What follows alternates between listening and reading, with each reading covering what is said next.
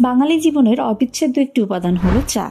মন ভালো কিংবা খারাপ, কাজের চাপ কিংবা আড্ডা অথবা দাওয়াত, সবকিছুতেই সমাধান যেন এক কাপ ধোয়া ওঠা চা। এমনকি অসুস্থতাতেও চাই চা।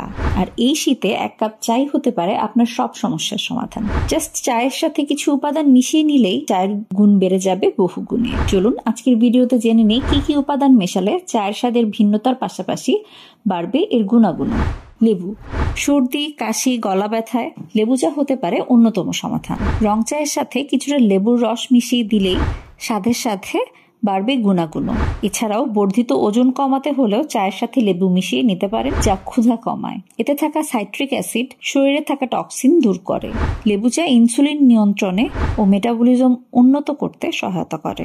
চায়ে অনেকেই চিনি খেতে চান না।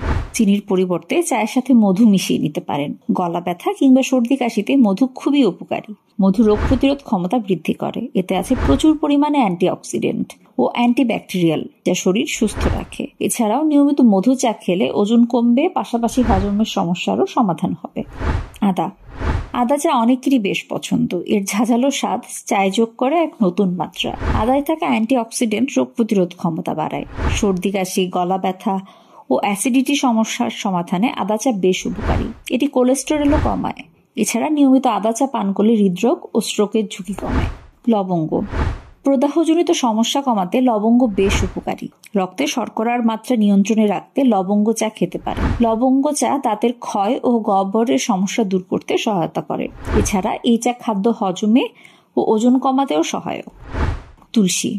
তুলসী পাতা পানিতে ফুটিয়ে মধু ও লেবুর রস মেশালেই তৈরি হয়ে যাবে তুলসী চা। এই চা রোগ প্রতিরোধ ক্ষমতা বাড়াতে সহায়তা করে। নিয়মিত তুলসী চা পান করলে সর্দি কাশি ও জ্বর হবার প্রবণতা কমে যায়।